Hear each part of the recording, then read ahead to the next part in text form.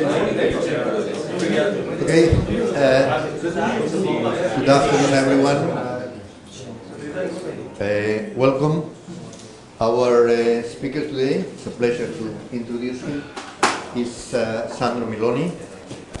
Sandro got a master's degree in informatics engineering in 2006 in the University of Rome, Rome, and a PhD in computer science and automation in 2011 in the same University of Rome.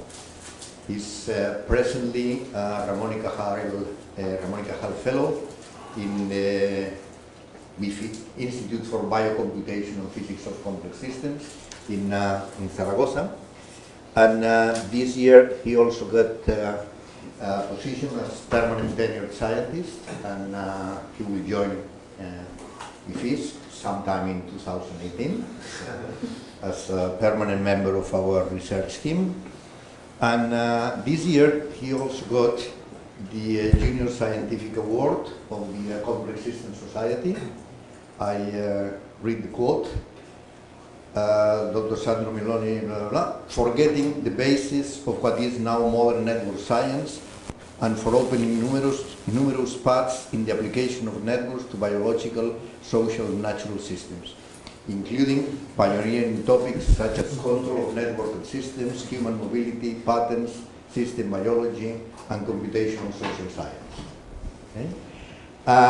He's worked in a number of topics, essentially spreading behavior, that's what he's going to tell us about, social dilemma and human behavior, including experiments in game theory, interconnected systems. His most quoted paper is in an exotic journal called the International Journal of Critical Infrastructures, and I learned today that that was the precedent of a paper published in Nature but by other authors, unfortunately. And it's a pleasure to have you here, Sandro. Thank you. Thank you so much, Max. And thank you also for the introduction. It's like, I don't know, my grandfather talking, my father, sorry. It's like my father. So, thank you for being here, especially after lunch. So if you fall asleep in 10 minutes, don't worry, I will not blame you. Yeah, I can imagine. So probably I will try to set the new record. If you can stand at least 15 minutes, will be really great. But so today I'm going to talk about a couple of works we have been doing recently in our group in Zaragoza.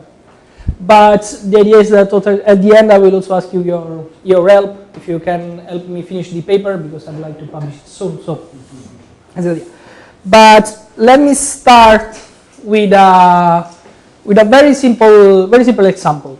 This map represents the incidence of tuberculosis in Africa in the 90s. And as you can see, this is the legend. As you can see that the lighter the color, the lower the incidence of tuberculosis. And what happens is, this is the same map 15 years after. And the thing is that, as you can see, the map is quite different. Actually, tuberculosis is on the rise almost everywhere, especially in the south part of Africa. And the main reason is because in the meantime, in these 15 years, I mean, this is a very short period of time for having this change. What happened was simply that in the middle you have the HIV epidemics in Africa. Here the numbers represent the incidence of HIV among patients with tuberculosis. So for example, you can see in some cases you can reach 75%, and also you can see the increase in these parts where the incidence is higher. So what does it mean? It means that actually these two diseases are cooperating, in the sense that HIV lowers your immune defenses, and tuberculosis take over. And so what we have right now, we have just two guys that are competing, that are cooperating to kill you. That's the main message of this picture. Tell me. Would any other disease like the virus disease do the same with the Tuberculosis, for instance, instead of HIV, you have another one. Well, usually The same correlation? what happens is that, what happened with tuberculosis is a very strange disease. Because what happens is that it can stay latent for something like 300 years. So what's happened is that there are estimations that say that actually 1/3 of the total world population has tuberculosis. The only problem is just latent, and most of the people will die before it comes. So what's happened is that if you have a strong, if you have, for example, some other disease that lower your immune system, it's possible you get. Obviously, HIV in this case is pretty strong in the sense that it tries to kill your immune system. But it could happen that other diseases that compromise the immune system can also get. So this is not affect just of the two diseases. This is how tuberculosis and HIV work mainly. Okay, and another example. In this case, the other way around. This is a map of the different strains of seasonal influenza that were circulating in Europe last year. As you can see, there is just one strain. In this case, 2 years ago was of the family of H1N1 and all the other things. Was the dominating one with 60% of the population. But there also were something like other types, type B, other subtypes of the same virus. What happened in this case? Depending on the strain of influenza that you have, there is not only one. Every year, there is not only one virus that is circulating. Actually, there is a composition of them. If you see for example, the WHO recommendation for vaccines actually includes something like 7 or 8 different subtypes every year, and they change every year according to which one is the dominant in that period. What happened? That every strain, in some cases, offers you some sort of partial immunity to the other. So if you get one, you cannot get the other. That's the main thing. So actually, what's happening here? We have guys that are competing within them to try to kill you.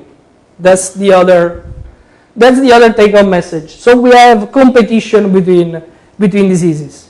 Last example is a little bit more complicated. It's about HIV alone. This map shows mainly the dominant subtype of HIV in different countries in the world. As you can see, it's quite different. It depends on several factors, but the most important thing is that if you have HIV inside your body, there are at least 5 or 4 different subtypes. And what happens is that as they are inside the body, they try to recombinate to create different strains. Actually, every second new strains appear. Obviously, most of the times nothing happens because they are not functional, but from time to time new strains appear.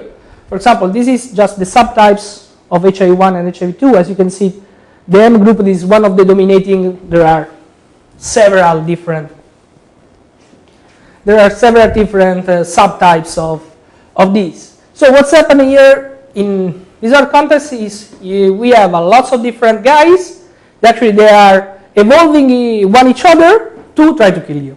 That's the point. So the idea is that we need to find a way, as you can see, for example, in this case, if you want to model the spread of this disease, we should take into account the interaction of the other things. So if you want to make predictions, analytical predictions, for example, of how this thing is going to spread, the thing is that you need to take into account these, for example, in this case, this cooperation or this competition. In this talk, I will not enter into this part because it could be quite long, and probably you will fall asleep after 3 slides, so we'll just stay on this. But the question is, how you model this kind of interaction? How can we have a mathematical model to study let's say, in the more analytical way, in the physicist way? What do you do? The idea is what we want is to create just a very general framework to take into account all the different things. So, for example, we want to study different types of diseases. For example, diseases that are endemic, diseases that offers you some sort of immunity, and so on. Also, like in the case of tuberculosis HIV, you want to take into account different infectious paths. For example, one is One could be an airborne disease like tuberculosis, the other one a sexually transmitted disease, but there are also vector-borne and all the other things. So we want something quite general, and also the other thing is that we want to model different scenarios: cooperation, competition, something in the middle where some parts are competing, some parts are cooperating. So what we want to do is just to get this general model. The question is how we are going to do that. The idea is that if you want to do let's say a proper mathematical epidemiology model, the things that you have to study, for example, you can start with some kind of classic dynamics, for example, SIS, SIR dynamics. That's the basic things that you can study when you start, for example, spreading of diseases. Also, what we are going to use, we're going to use two different networks. In this case, we have one network for one disease. Each node is an individual, for example, is an agent, and then they are the interactions. But this guy is the same guy here, but with different connections. So what happened? What you have to model also is the fact that the state of this guy, for example, if you're talking with an SIS, in which only you have two states, susceptible, infected, you want to study all the possible combinations. So susceptible to both diseases, susceptible to one disease, infected to the other, infected to the first one, and so on. And also the fact that you're infected too. So that's what we want. That's the tools that we are gonna use. And obviously, let's start with probably one of the simplest dynamics that you can study in these kind of things, the so-called SIS dynamics. As I told you, this is one disease, two states, susceptible, infected, and then here you have the probability of moving from one state to the other.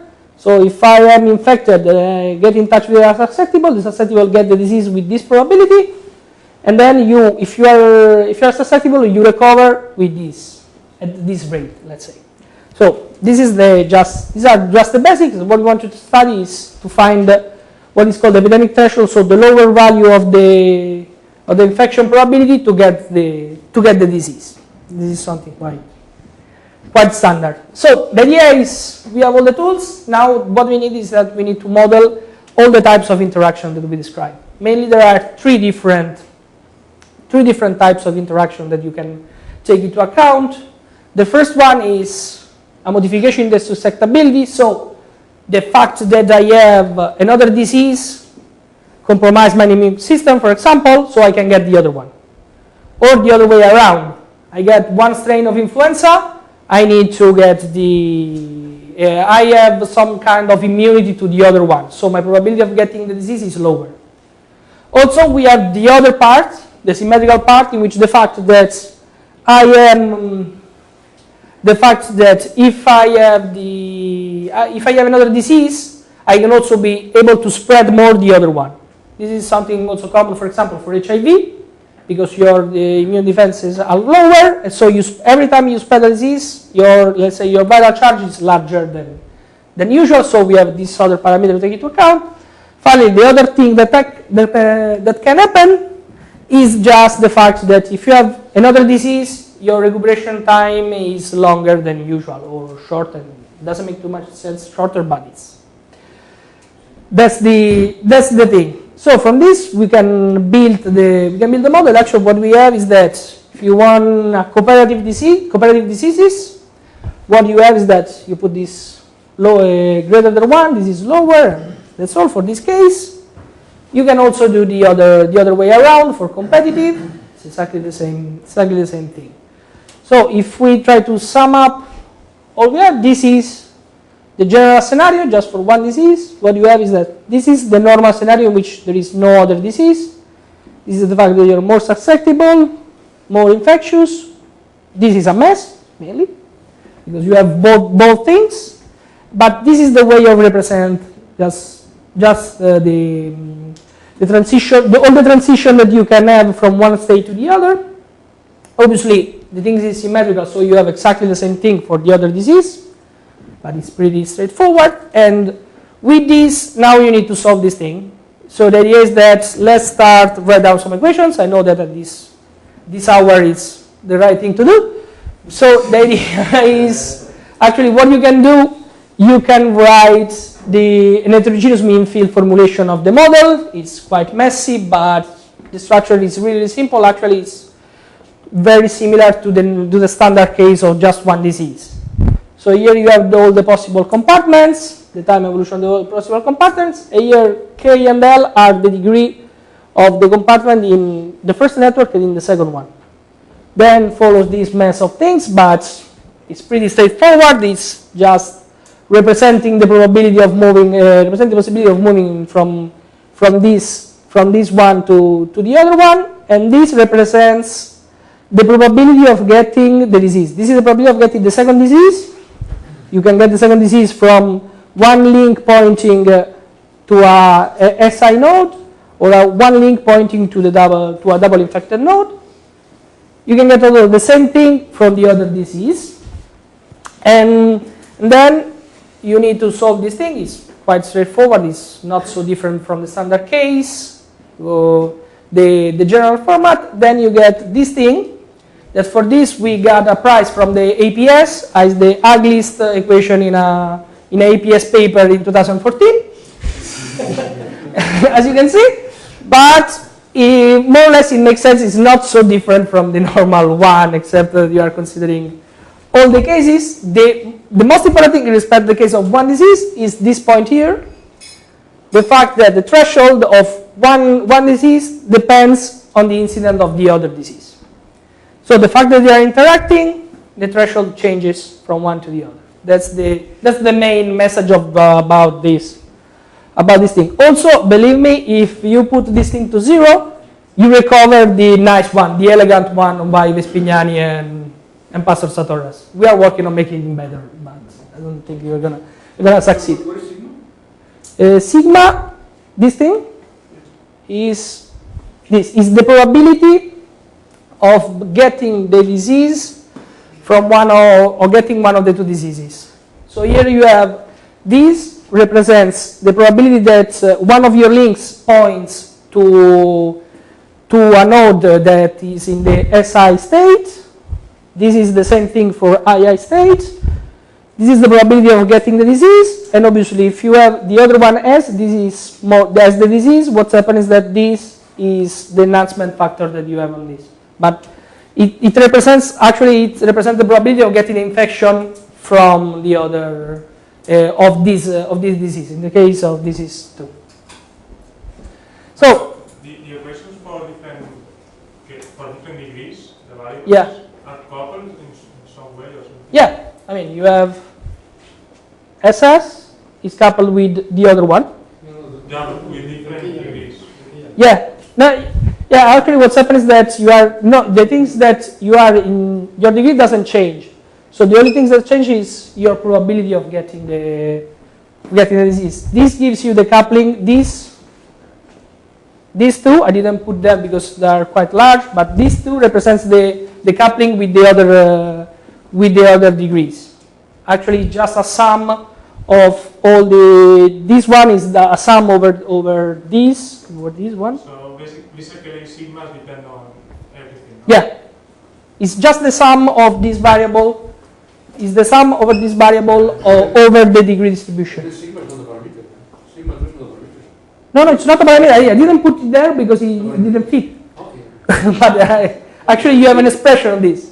Actually, it's the same thing as the. But it's not a number. No, it's not a number. No, it's a function of the thing. Doesn't fit here because he occupies in the paper. He occupies. No, I see. Nick, you say that there is a function of sigma 2. Yeah. Not really a function of sigma 2. Sigma 2 is a function of the. When you go to the next slide. Yeah. Okay.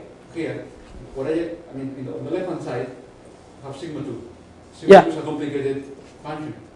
Yeah. It doesn't depend on sigma 2. It depends on the. Yeah. Actually, yes. It depends. I mean, this is sigma 2. It depends on all this thing, and this thing depends on the other one. Yeah, sure. Sorry, this one wasn't. Sandro, in here, I mean, the K appears like K squared. Yeah. But the L is involved in all the things. This is behaving similarly because the two networks are. No, what happens is that this is the degree. This is the epidemic threshold for one. Okay. If you write down the same thing for the other one, here you have L and here you have K. Okay. They are inverted. Actually, well, I didn't want to be boring with the equations, but probably I should. Okay, but that's the thing. Actually, this is just for one disease, as is totally symmetrical. The thing is that the other threshold is exactly the same. Okay, what we were saying, that depends on this thing. Depends on the epidemic threshold depends on this function. So let's see if it works. For example, how good this theory is, for example, against numerical simulations. So this picture is quite complicated. Let me explain. This is the case of cooperation. But the idea is that this line is for the first disease. Here we have the infectivity, the infectious probability from the first disease. You have the second one. And this is the fraction of infected guys from the first disease. This is the same thing for the second one. And in this first panel, what I did, I just put a seed only of the first disease. So obviously here you don't have anything because it's just there is no seed of the first disease. This is what you get. This is actually what happens, that you reach the threshold. The green line represents the theoretical prediction, but this is the normal prediction. Let's say the one. By the paper for Vespignani and Pastor Satorras, and this is what you get. Works quite well. But now let's do something interesting. The thing is that what happens when I'm here and I add the seed of the second disease. This is the same diagram for the second disease, and what happens is that here we have the primary threshold, the normal threshold, until you get here where there is some part of the second disease, and this is what you get. This is what you get, the fact that there is an enhancement because there is cooperation, so you have the disease even in places where normally you don't have it. This is the effect of cooperation, and the red line, it's the theoretical prediction, so it seems quite well. It's not perfect, but it works quite well. Obviously, we have the same thing when I do the other way around, so I start with this, and then I put a seed of this one. It's pretty straightforward. But let's go right now to the other one, to the other case, the case of competition. What happens in the case of competition is exactly the same, except for this thing. That means that the fact that here you have a disease helps you eradicate this one. This one is more or less what happened with vaccines. You just give people one disease that helps to eradicate the other one. But, so you can just use it to stop epidemics. Okay, this was.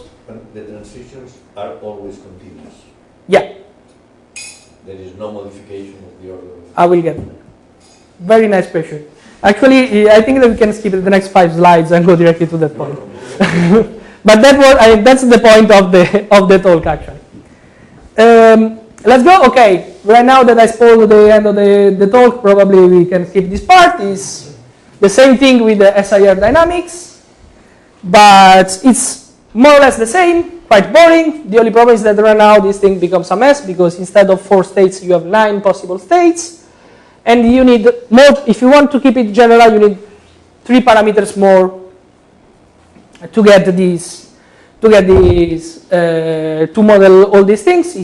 The meaning is exactly the same in the sense that you have a different susceptibility to the fact that you are recovered, infectivity, and so on. Also in this case, you can write the equations. Also in this case, I missed these sigmas, sorry. But it's exactly the same thing. The threshold right now depends also on second moments on other stuff, so it's a little bit more complicated, even uglier than before. But it works more or less in the same way, except for one thing, that right now, as the dynamics, the only absorbing state of the dynamics is the R, or 0 or S or R. So what's happened is that actually it depends on the threshold depends on the time when you put when the infection starts. That's the thing. For example, here we have a scale-free networks in network sharing networks. This is the temporal evolution of the disease, the number of infected, the number of recovered, the fraction of infected and recovered, and the threshold actually depends. For example, if I put the seed of the other disease here, I will get this threshold with the modified diagram. If I put it here, I will get the other threshold. So my results actually are a little bit more complicated because they depend on this. Actually, what happens is that the epidemic threshold depends on the time where the other disease starts, but it's nothing more. Now let's try to move to the things where Maxi was mentioning before. What's happened when your networks are really, really large? From the theory, for example, for one disease, we know that in scale-free networks, actually the epidemic threshold goes directly to 0. So the fact that we have another disease changes anything? And the answer is no. Because what's happened is that we are in the case of total cross immunity, so probably the strongest case that you can do. If you get one disease, you cannot get the other. The change, as you can see in scale-free networks, is minimal. And if you go to very large networks, nothing happens, goes to 0, tends to go to 0. So it seems that we don't have anything, but if Maxi did the question, probably there is something, and something happens when the degrees of the two networks are correlated. So what's happened in the case that you have, for example, the same network, the disease that spread on the same network. Two strains of influenza. It's not so special case actually. It's quite common. What happens is that the fact that the hub in one network is also the hub on the other one gets you the fact that the reduction is larger. These things looks like a sharp transition, because if you look at this, if you made a cut here, it seems something. And also, this thing doesn't go to 0. This is the case when there is just one disease. When you have two diseases, doesn't vanish anymore with respect to the standard case. So it seems that this thing could be quite interesting in the sense that there is some new phenomenology that we didn't saw before, so we can sell it and hopefully, I don't know, publish a Nature Physics paper. That's the thing. So let's focus on this special case. Let's try. This was the general framework to simulate all the possible situations. Let's go to a specific case and see if you can get Nature Physics published. So the idea is we use the same network because we saw that the fact that these two degrees are correlated helps in the transition. The second one, we just use totally symmetric diseases, so all the parameters are still the same. We also simplified the other one because we realized that this thing doesn't have too much effect. And to make things even easier, we put the seed of the disease exactly at the beginning of the simulation. So what's happened in this case? For example, in the case of cooperation, it's quite interesting. This is the case of non-interacting diseases. So we have two diseases that you can see the normal case, no problems. What's happened if I allow them to cooperate? The first order transition that Maxi was looking for. That's the thing. So it seems that we have this abrupt transition. So we have the Nature Physics paper, right? No. What happened actually? They already did it. So our problem is that they already published the Nature Physics paper. This is a paper by Grasberg and also Factor, I think you know her. What they found, they say that they found this hybrid phase transition. I will not enter into detail this is hybrid or not. I'm not sure what does it means. But what they found is that for the parameter that we were using, this one, the fraction of infected individuals, you have an abrupt jump, a discontinuous transition. For the other parameter, this means the probability of ending in this situation, they have a continuous transition. I don't know if this is hybrid or not. I'm not entered, but this is what they have. This work is only numerical, so say probably we can do some theoretical work on this and publish again the Nature Physics. No. Tell me. Different blue lines are For different sizes. The size of the network goes from 2 to the 14 to 2 to the 25th. And what's happened is that obviously as your size, the transition becomes, but it's still. So increasing n goes to 0. Yeah. Increasing n just goes in this direction, so it tends to. It's something that you expect. Actually, this thing is technically speaking, this probability is just the number of simulations that runs that end up in a state against the other. So the fraction of all the total runs that you have on this. This is how they compute this thing numerically, because this work is only numerical. Also, they wrote a couple of papers about theory, special theories for this, but then this is quite new. This paper has been published this year, but probably a couple of months ago, even before. So what they studied the fact that they put a heterogeneous mean field. They have these predictions. The blue line is, the blue dots are the prediction, the other one are the numerics. And what they found is that the heterogeneity of the network gives you the fact that it is continuous or discontinuous. That's the thing. So even the theoretical approach has been done. So what we can do?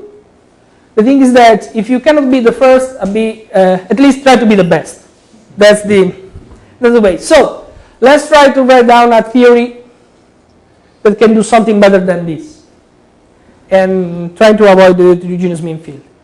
We have the answer. The idea is just to try to extend. This is a paper that we published in 2010. I'm sorry for the guys who have been in the social meeting, but it's the same thing. So you are listening to the same thing twice.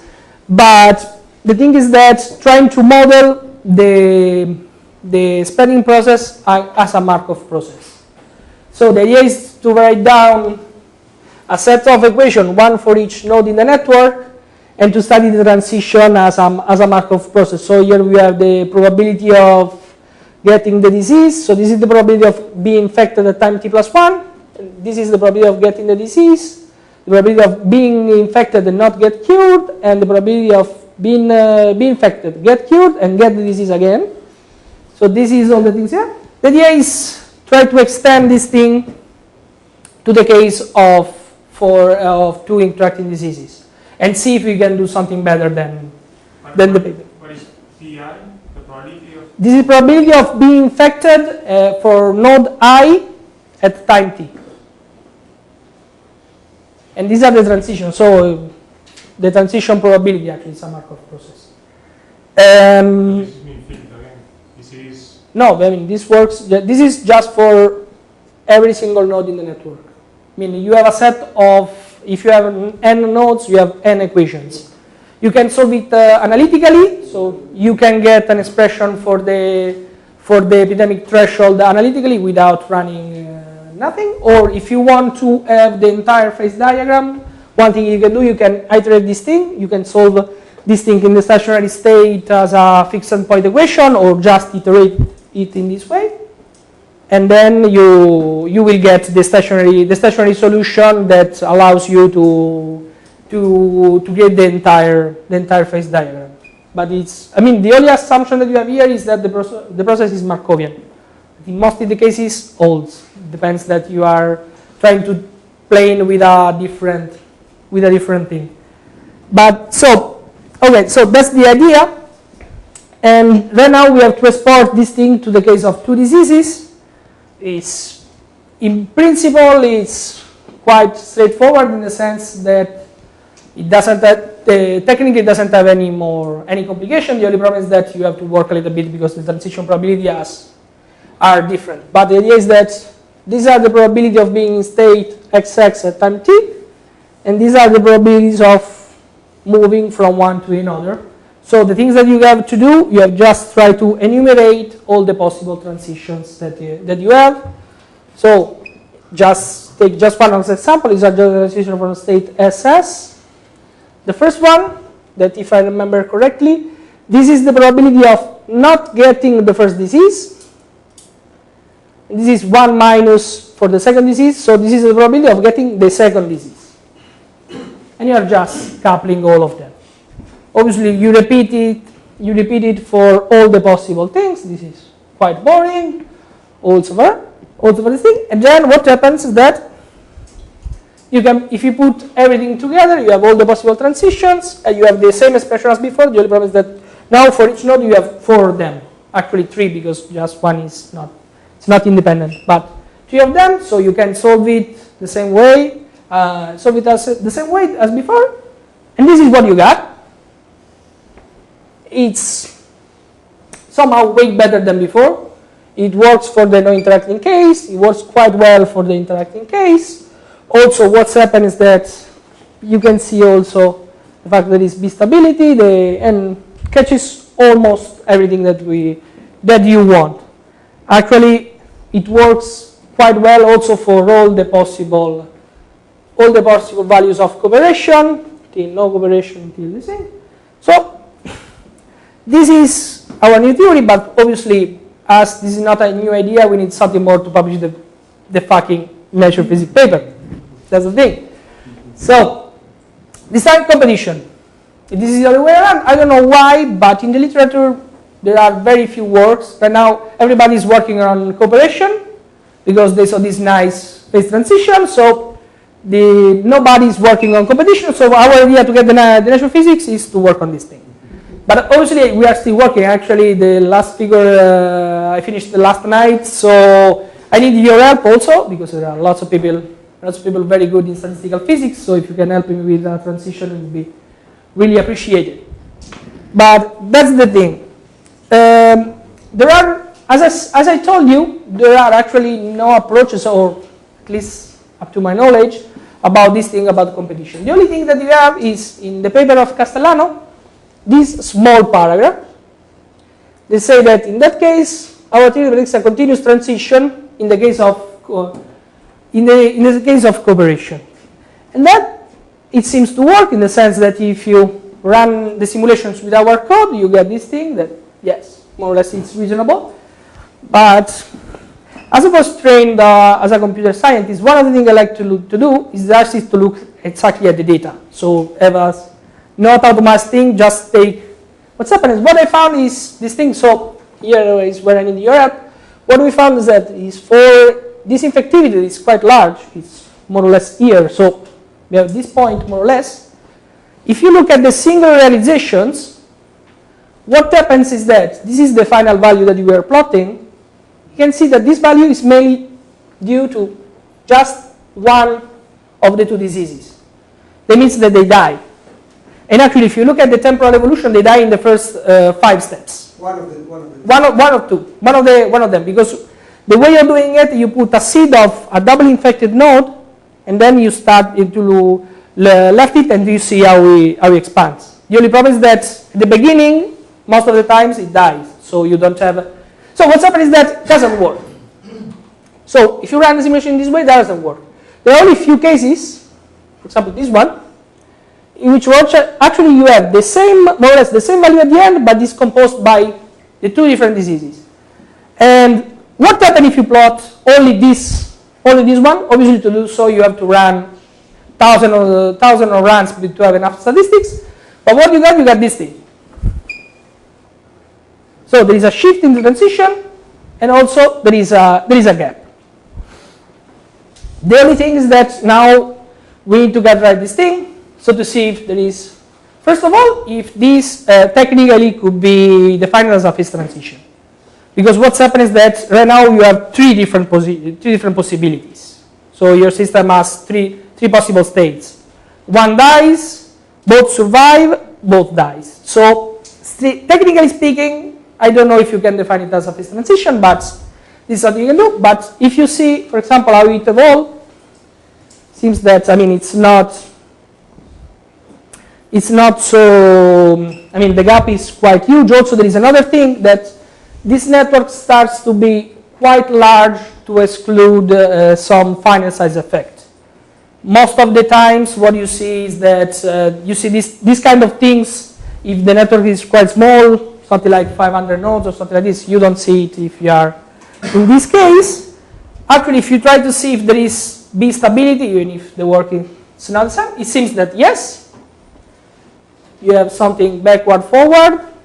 We still have the same problem that there is a third thing that we are not considering, but that's the thing. So that's the questions that I have. So if you help me to ask, to answer all of them, first of all, characterize well this type of transition. It's first order, second order is what they call explosive transition, in which what you have is just a gap, but in very, very large limits disappears.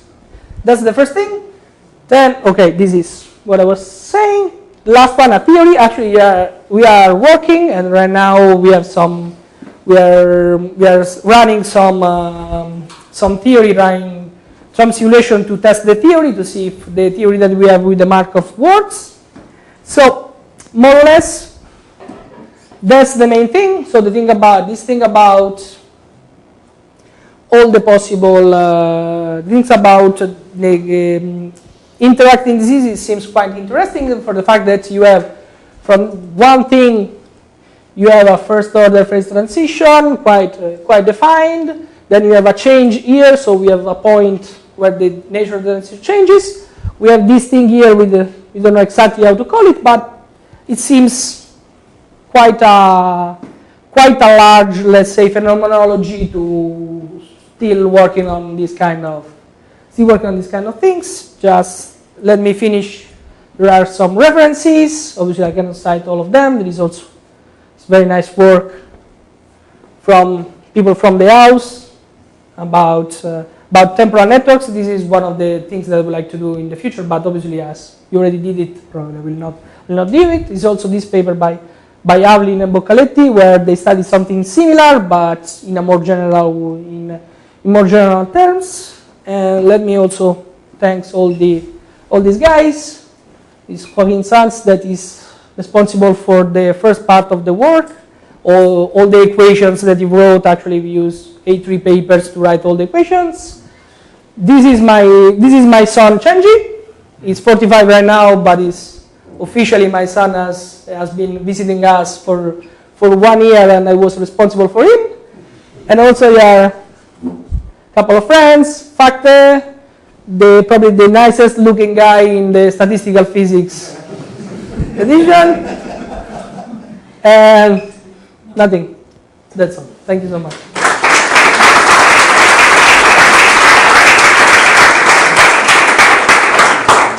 Thank you, Sandro. Questions, comments? I mean, the first theoretical approach is in the literature is called heterogeneous nucleus, right? Yeah. The second approach that but which one? The first one is okay. Let me go back. Probably I will be faster if I do it this way. You are talking about this thing. Yes. This is heterogeneous midfield, right? Yes, but yes. In the literature, it's called like that. Okay, the second one, yeah. That you say that is a Markov chain approach. Yeah. This is what is called Kensel midfield. I mean, this is Kensel midfield approach. This is not a Markov chain approach. Well, it depends how you call it. Actually, you read the paper. In the paper, we put that, but it's a mean field approach. It's not. Why it's a mean field? Because a Markov change has to calculate the probability of a state of the system, and the state is determined by the state of each node. Yeah. So you have to consider the probability that the first node is in state 1, the second is in state 1, the third is in state 0, the fourth. Actually, what you are doing, I mean, in this thing, what you are doing is that you are taking into account these two things. Let's define this one as the adjacency matrix. It's not exactly the adjacency matrix. If you put this thing to infinite, it becomes the adjacency matrix of the network. And here you have the infection probability, the probability of not getting the infection from any of your neighbors. So the thing is that you got from these three things, you got here the probability for each node of being infected. Then the state of the system is just the sum of these probabilities. Actually, it's the average over these probabilities. That's what you are getting. So they are independent? No, they are not independent. Actually, the structure of the network is here. This product goes from 1 to n, and this is the adjacency matrix. So what's happened is that if this thing is 1, so if you have a link, this thing counts, so this gives you the probability. This is 0, doesn't count. So actually you are taking into account the structure of the network, but all the single links, it's not averaging. Let's say, oh, you have three nodes, you have three links, so your behavior is this one. No, you have 3 links, and the links are this one, and this one. So it's on functional networks. Actually, Jesus, the nice-looking guy, what did the same thing, extended this thing to annealed networks. So it's mean-field. No. But don't worry, I mean, we can talk later. You can discuss it later. I think it's a problem of name. More questions, Damian? Going back to the competition, Okay. to competing. Okay. So in that case, this approach you have shown. No.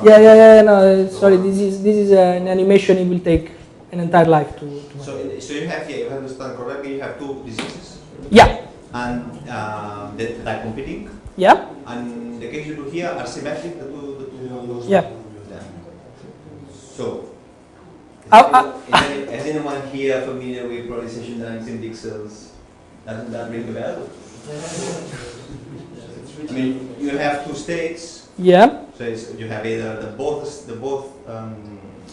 so you have a symmetric state, which is both diseases are non-zero, or you have a state where one is 0 and the other is different from 0. Yeah. In dynamical system, there is a symmetry breaking instability that leads exactly to that dynamics. So somehow. Yeah, I think it should be. It should be in that direction. Actually, that's what's So happening. the usual thing when you have this symmetry, and you have some certain nonlinearities, that you get first the symmetric thing, and then an instability that gets you that one dies and the other. Yes, but in this case, it's. I mean, I understand your point. I'm not sure it's exactly. It should be, but I'm not sure it's exactly the same, because what's happened is that this happens only at the beginning. If you let the system evolve, for example, this happens mainly for just one technical reason, is that you start with the seed just in the same point, in the same node.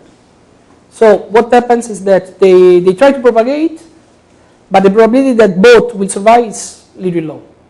So probably the probability that both dies are quite high, and then only one of the two that survives is quite high. But the probability that both at the same time survive is quite, let's say it's not, it's quite slow, quite small. So what happens actually is that I'm not sure that you are in 2 cases something happens and then you get you have an instability and then the symmetry breaks and you have one of the 2 things. We have to work a little bit more on that. Actually, we are running simulations on spatial networks, on lattices. And what happens on lattices, you can have this thing always, in the sense that there is always a way of putting the seeds in which you get the final gap. That is something that is. The only problem is if you can see this thing also in normal networks. I mean, in random networks. But probably it goes in the. We can describe it. Yeah. More questions, comments? No? Going back to that, what you have is a sort of tri-stability. Yeah, that's the reason. Tri-stability is first order transition. Yeah. So actually, the thing is that we have other results, but I was quite scared during given the audience to say, okay, let's go, let's be conservative, and, don't say something that you're gonna regret after. But I mean, this is my idea. The only problem is that right now we are planning to. We need some help just to finish to be sure that this way. But yeah, my idea is that I was discussing yesterday with Jesus. My idea is that given that we have 3 stability, should be first order, but we need to prove it. That's all. Okay. More questions or comments? If not, Sandro is going to be here this afternoon and tomorrow morning. We have some agenda, but if anyone is interested in talking with him, we'll find time for it. So, thanks, Sandro.